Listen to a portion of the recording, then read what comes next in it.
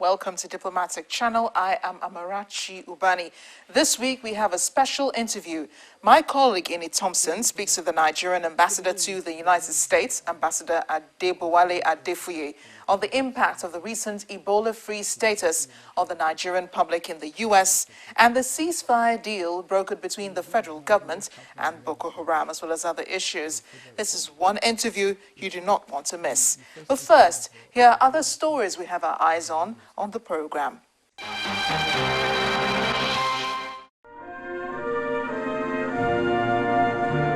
The UK has handed over control of its last military base in Afghanistan to the Afghan security forces. Camp Bastion in the Helmand province has been the troops' main Afghan base since 2006. The handover was marked at a ceremony attended by forces from both sides and the United States, which has also ended its combat operations, having handed over Camp Leatherneck. 453 British soldiers lost their lives in various conflicts since their arrival in 2001.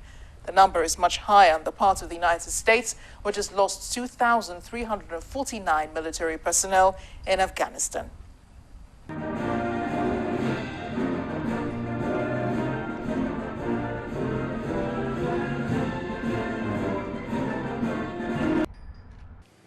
Then, the U.S. Ambassador to the United Nations, Samantha Power, has criticized international support for countries affected by the Ebola virus in Guinea, Liberia, and in Sierra Leone.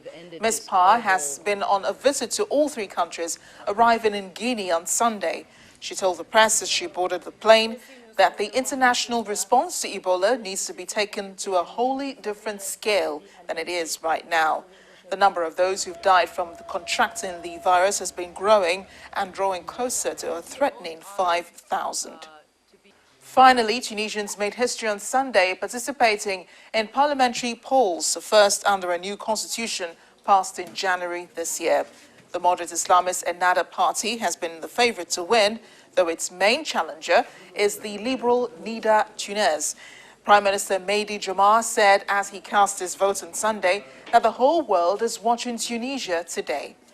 More than 50,000 security personnel and nearly 20,000 soldiers were ordered to be deployed to ensure safe voting. That's because radical groups in the country had threatened to disrupt the elections. Welcome back. Nigeria's ambassador to the United States, Professor Adebowale Adefuye, has faith that the ceasefire agreement between the federal government and Boko Haram will hold, despite reports of violence in Nigeria's northeast and further abduction of about 60 people from a village in Adamawa. In fact, it says those still carrying out such acts of violence are imposters of the terror group. He explains his thoughts in this interview with my colleague Inni Thompson in Washington, D.C. First of all, I want to start by saying congratulations. The World Health Organization just declared Nigeria Ebola-free. So that calls for celebration. Yeah. So, but what we want to get from that is what lesson does Nigeria have to share to the world, especially other countries that are still struggling with this Ebola? What lessons does Nigeria have to share to help them also get to this level of being Ebola-free? To begin with, there must be a concerted effort on the part of citizens of every country to pursue a national objective, regardless of political affiliations. In the Nigerian example, what happened, we have a federation, we have a federal republic.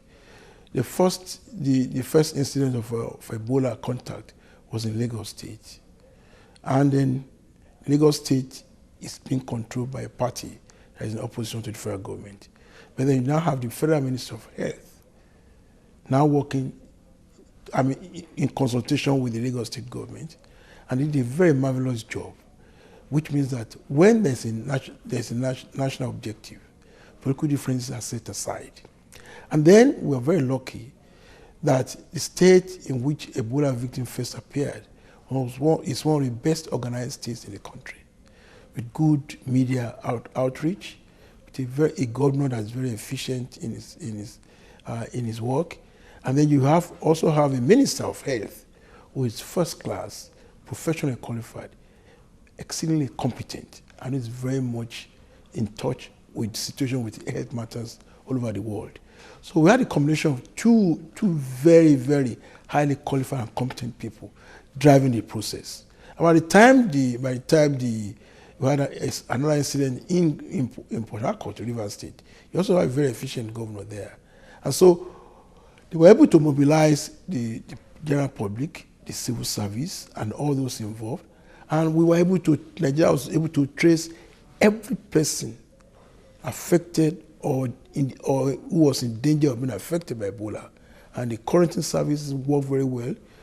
And then also, you see, it also shows that Nigerians are very determined people, very patriotic people, because we were made to realize the danger which Ebola posed to our national survival. And regardless of, we might abuse ourselves, we might criticize ourselves, but there's no denying the fact that we all want Nigeria to succeed as a nation. For me here in the US, I'm personally happy. As I always told my friends, the US media beat me up with so many things. They beat me up with Boko Haram, they beat me up with Chibok, they were beating me up with Ebola. Now when we succeeded in conquering Ebola, I told them, one down, two more to go.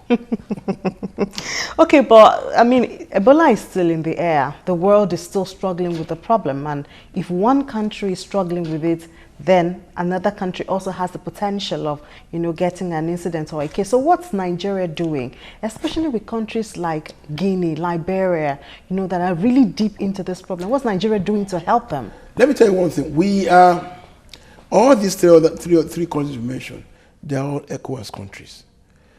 ECOWAS, like some French critics used to say, is Le Grand Nigeria, is Nigeria extended. We were in the forefront of the establishment of ECOWAS. Up to today, we sponsor ECOWAS operations to the tune of almost 70%. So whatever happens in ECOWAS affects us. But then our national interest comes first. There has to be a strong, secure Nigeria before there can be a strong, secure ECOWAS. So we have to take care of the situation in our home first. But having done that, the federal government has sent about $3 million to assist the three countries affected. We are sending our personnel to them to learn from the experience we have, so that they can contain and cure, Ebola. And we are taking part in the global campaign initiated by President Obama, to ensure that the politicians, the political leaders all over the world focus attention on Ebola, because let's face it, the world is not a global village. I mean, the US are now beginning to, if you see the media for the past 3 days, there's virtually nothing else other than Ebola. Even the threat of ISIS has taken to the background. People now need to be reminded that the midterm elections are less than 2 weeks away, because of the Ebola virus, the Ebola threat. So the whole world has to be together to stop the scourge of Ebola. And so Nigeria is playing an active part in that. We are sharing experiences, we are donating our personnel, we are donating money to ensure that the Ebola scourge is curtailed. Because, I mean, yes, we've had all the structures to prevent Ebola victims from coming into Nigeria.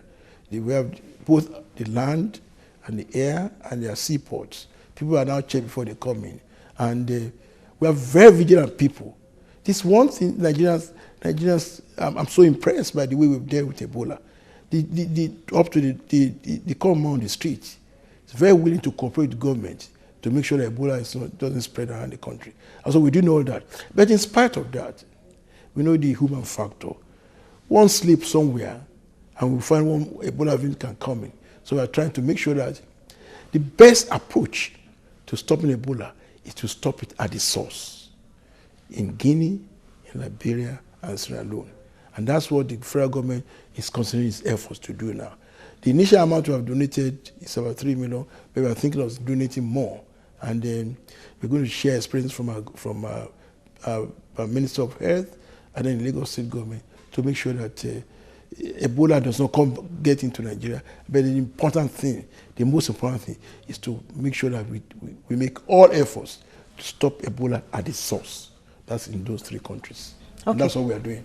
All right. Now, to a topic that you said that the media has been beating you about. I know you are here in the United States, but on Thursday, the 16th of October, we learned there was a ceasefire. The federal government said there was a ceasefire between the federal government and Boko Haram. But I mean, just the next day, there was a fight between the military and Boko Haram, and then there was the talk of the girls. We don't know what's really going on now. What's really going on? Okay, let me tell you.